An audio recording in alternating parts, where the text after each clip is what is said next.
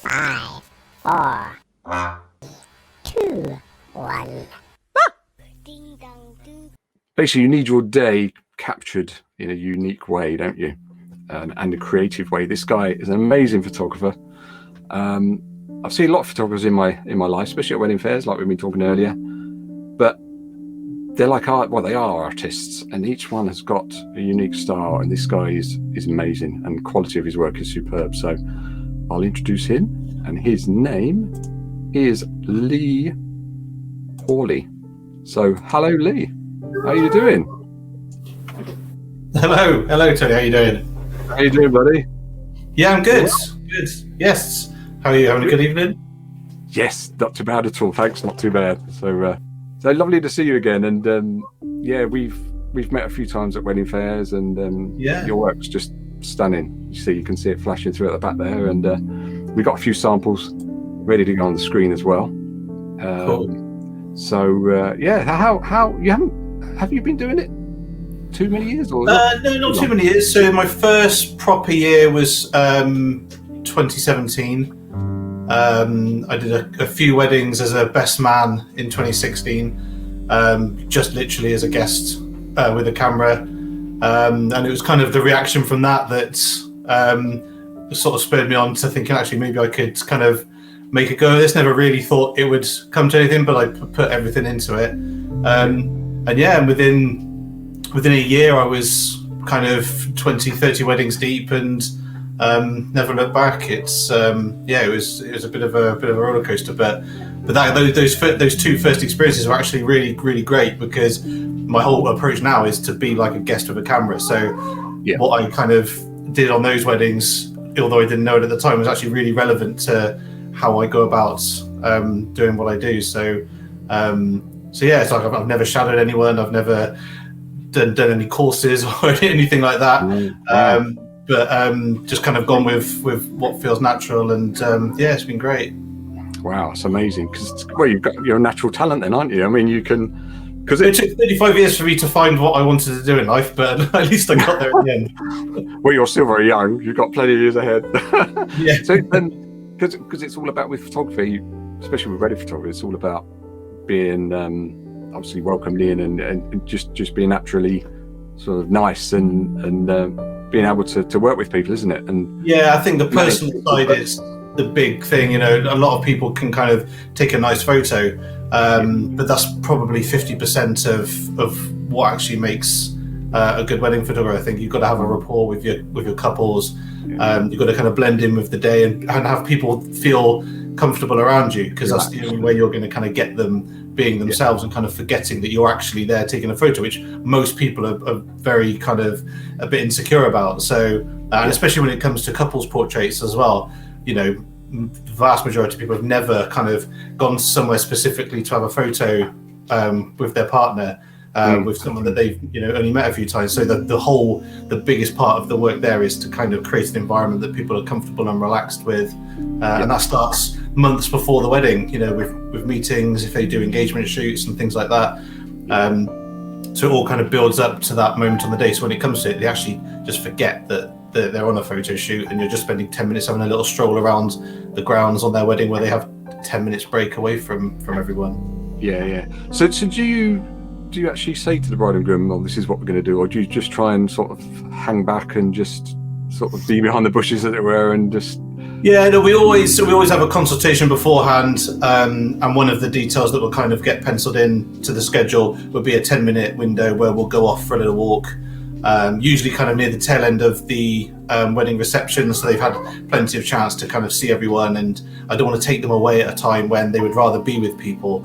But usually by that point of the day, they kind of are actually quite welcoming of 10 minutes to themselves, and I would have already planned kind of where we're going to go, what kind of route we're going to take, and have a few kind of stops in mind, and I'd really just let them walk and do what they do, and then throw them in a scene, the more ambitious ones that I know it's going to be a really good shot, but just let them be themselves in that moment, rather than me telling them kind of how to stand and awkward things like that. That's where the kind of the legwork beforehand of getting them to feel comfortable in that environment comes out, and they get a photo that's actually relevant to them. It's not me orchestrating exactly how they are together. It's a real interaction, which I think is really important for a photo. Yeah, it's fun. Sorry, I was smiling. I wasn't smiling or smirking. I just something caught the corner of my eye. Have you seen Spotted My Special Guests? Yeah, the special surprise. Yeah. But, I thought, what's that going underneath his telly there? Yeah, yeah, a little scratch around. We'll introduce him or her later on, I think. But yeah, you're so right. It's obviously on your website and whatnot, you explain how you work and whatnot. But yeah, the bride and groom see your stuff and think, well, that's lovely. That's what we want for our wedding. And yeah, it's fantastic what you offer. And let's say the quality of work. It's how I like to work as well. It's it suits everyone. Yeah, you do a better job as well at the end of it. And exactly. Yeah, I want to do a job that I enjoy. So I'm really transparent with how I work, and it's not what everyone wants, which is great because it means the people that do book me are the people that do want that. So it works for everyone. Yeah. Right, let's put some pictures up. Hopefully they're doing justice, because obviously your website's the best place to see them, but you're giving us a selection, so this is great. It's all about that was during COVID, the 30-person wedding period, Tilly and Reese, and yeah, it was at Portley Court, and this is exactly that. We just literally went for a little stroll around the grounds away from everyone. And this wasn't a posed moment at all. I asked them to walk to the middle of that area and I made sure I was in position, and that's just what they were doing in getting to it. And that's often what works best. Isn't actually the moment that you're working towards. Sometimes it's those little bits before or after where the real like the best shots can be. So yes, I think that and it's a rare photo where it's kind of, for me, where everything's symmetrical, but it has to be absolutely symmetrical. If that photo is slightly slanted, the whole kind of quality of it is lost. And every venue is different, isn't it? There's always something, a challenge or something interesting to. Yeah, and even if the venue that we're at hasn't got anything particularly eye-catching, if couples are willing to dive in the car with me and spend 2 minutes driving up the road, I always do a bit of a recce of nearby areas and things that we can dive across to. So, that links into this sort of shot, yeah. Yeah, I mean, that was a crazy wedding. So that's obviously by one of the 7 bridges. I never know the name of it. It's the smaller of the two. But the lovely story there is they both grew up within sight of the bridge, but on either side of. So one in Wales, one in England. And they got their wedding ceremony was at Hidcote Gardens, which is kind of right up towards kind of Stratford upon Avon, that sort of way. But their evening do was in Monmouthshire. So we had this huge, obviously, drive between the two, but we were able to go past there. And I'd scoped it out beforehand. You knew that obviously this would be a great place to take them to. And it just it kind of, apart from a bit of flash, it took itself, really, that photo. So that's it. It's all the recce behind it and everything, isn't it? To make sure that is it. I mean, some people can look at a phone and think, anyone could have just stood there with a phone and done that, and quite a lot of the times, maybe that apart from obviously the quality of the image, you could have. But that's why sports photographers are so brilliant. It's not because they pressed the button; it's because they knew where to be, and it's the same with any type of photography and lighting, and you've got to have the eye. That's the thing, is the knowledge of composition. And I mean, I don't even start. I take so many photos, and if I find one that I'm really pleased with, it's very lucky. So there's another one, very atmospheric. I'll maybe keep to myself how I did that. That's not. There's no Photoshop trickery there. That's all genuine. Wow. As the photo was taken, but it's quite a good way of, because people on a really sunny wedding, which that was, would say, "Oh, this must be great for you, great weather," and it's not bad. It's probably better than it being torrential rain all day. But actually, midsummer sun is very challenging because the shadows are very harsh, and especially when it comes to doing some couples portraits, it is quite difficult to get photos to pop because of the amount of harsh light. But one thing you can do, if you get away from the harsh light in the dappled shade, there's some cool things that we can do. So there's always, a kind of a trick up the sleeve to get through it. And yeah, that was one of my favourite photos of that year. It's it's almost like Lord of the Rings type thing, isn't it? It's amazing. And there's what we've got on here. This is a real lovely sort of arty shot. I love the composition and so you've got to have eyes everywhere, haven't you? You spot something. Oh, let's have that. And photos like that you can't really fabricate too much. There was no way of me kind of getting everyone in place, right, move the car into the right blah blah. So stuff like that, kind of, you've always got half a mind that stuff like that might happen and I'll be in the right place. And it was a case of everyone, they were waiting for her to arrive. I asked them to move the window down to the exact height that I wanted it, and then obviously where you stand can make a huge difference. Half a foot or even a few inches either way, and the whole, because you've got people in the reflection and in the car, it throws everything off. So you still got to kind of frame it right. But because as she's arrived at the church, there's not a moment that the photographer really can be too domineering or orchestrate things, because they've got more important things to worry about. Schedules to keep to than me and my photo. But so if you're quick and you kind of things are already halfway there. I love stuff like that. But you have to be so quick because you've got every single face in there. You can see who they are, because that's the sign of a quality photographer. The last thing you would have wanted is for one of the bridesmaids not to be shown. And even if there was one extra bridesmaid that wasn't in shot, okay, the photo there would still work as far as like selfishly for me in terms of kind of showing, look at my lovely photo. But for the bride, it wouldn't be anywhere near as good. But they're all in there, and personal side. And of course, this one is tells a story, doesn't it? I think any parent can relate to that situation. This was another wedding from last year during the 30 people period at 131, the prom in Cheltenham, where they're having their reception, and when still wanting to try and get stuck into the canapes, but parenting duties. And especially with kids, you're always kind of looking to see what might happen, and it's difficult to take a bad photo of a child, but I always want to try and tell a bigger story than that. And that one photo it's a nice little story about a kid not maybe being completely straightforward, but to look after at that moment, or you'd rather maybe they weren't right with you at that moment. Comical. Fantastic shot. That's the thing. And then he made it by that amazing facial expression. And another quite atmospheric shot. Smoke grenades are quite popular, especially with kind of marquee DIY weddings, which this was. And it's not the sort of thing that I'd like to force too much. It can be very quickly, using smoke can kind of be a bit cliche, a bit lazy. So I use it when I think it kind of helps and it's fitting. And this was much later in the day, after they'd eaten, and sort of early evening before the evening dancing and stuff started.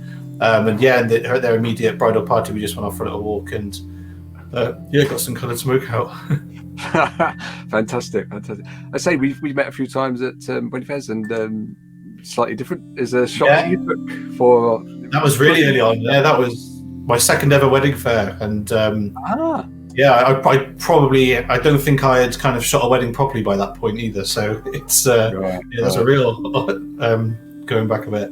But also at wedding fairs, I've been lucky to bump into you at weddings as well, and this was Rebecca and Patrick's, because I turned around and there you were. You did a little bit of video. I did a bit of video for you. Yeah, a bit of a. Excuse my terrible quality photo. It's great when people take a photo back at me, which does happen now and again. It's quite good to stick on like Instagram and Facebook and things, so people can kind of see the other side of what's happening.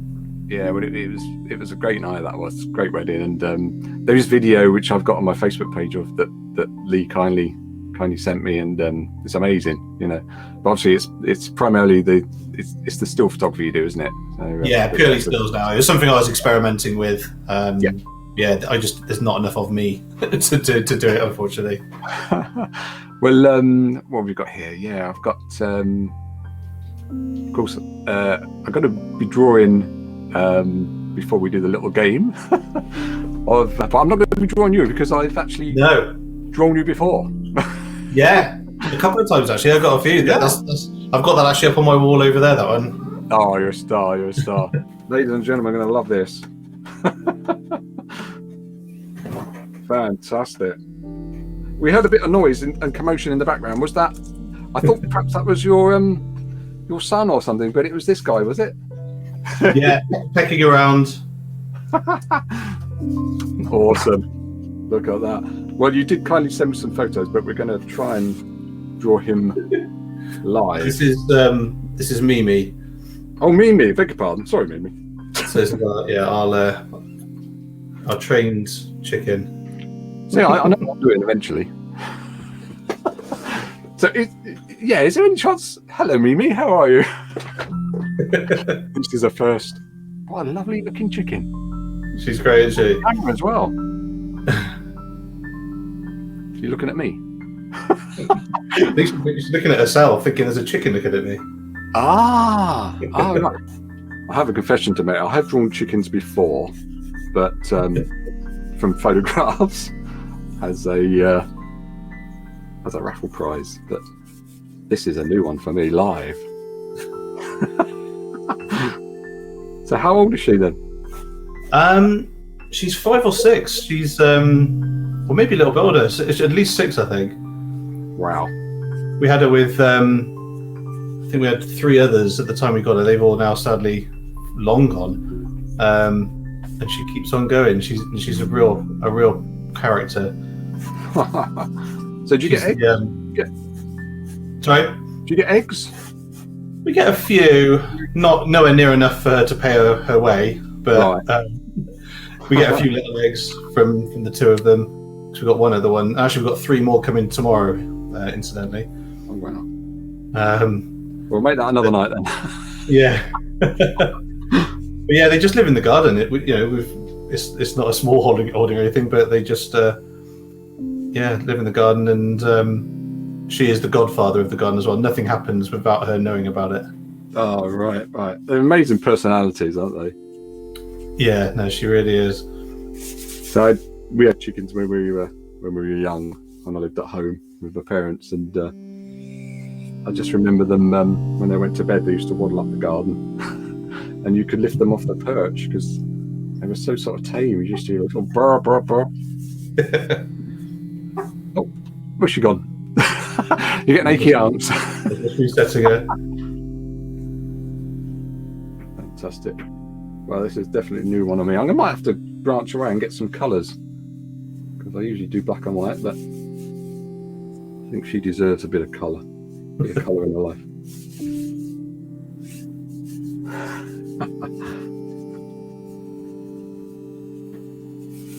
So they are purely pets then? Yeah. Nothing happens to them? Nothing. No, they all the vegetarians and vegans watching. They live a very charmed life. Yeah. Yeah, well, I'm vegetarian, and I think part of it. I think part of it is having these chickens. I can't imagine eating a chicken now that we've got one that we actually really, really like, because almost like a dog or a cat. Yeah. Right. We're almost there. Trying to capture the personality of the chicken in a very quick drawing. I'm going to quickly branch away. Beautiful. Beautiful plumage.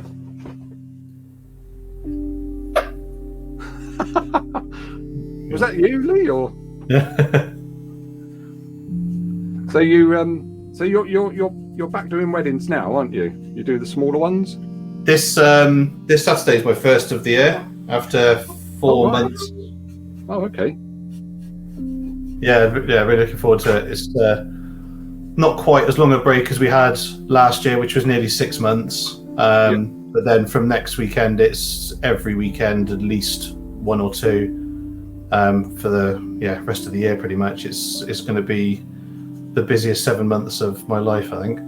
Yeah, not surprising. And I cannot wait. Yeah, well, you're like the rest of us in the wedding game. It is, we do miss it, because Yeah. It's a lovely time. That obviously it's not about us, but No. to be a part of a day like that, it's incredible.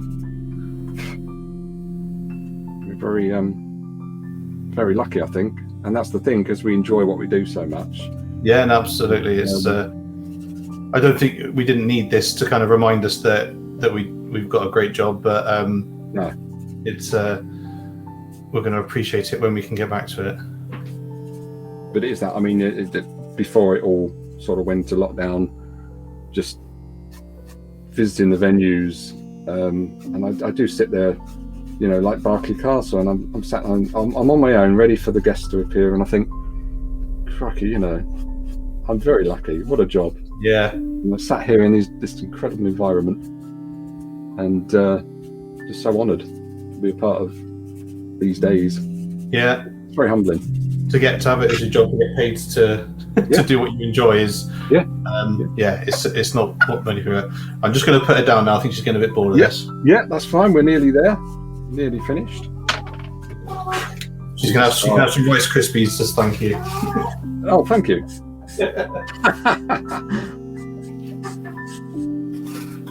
Rice Krispies. Is that the treat? Yes. We've got both of them are in here at the moment, but the other one doesn't like being handled so much. So there we go. I think we're just about there. Quick 5-minute sketch. Brilliant.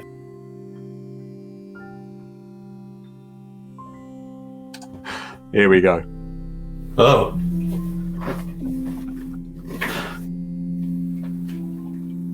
Oh, look at that.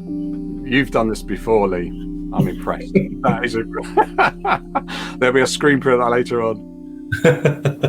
Fantastic. What I like about that is I've got you down in the as a different sort of icon down the bottom, so I can see your face without the caricature.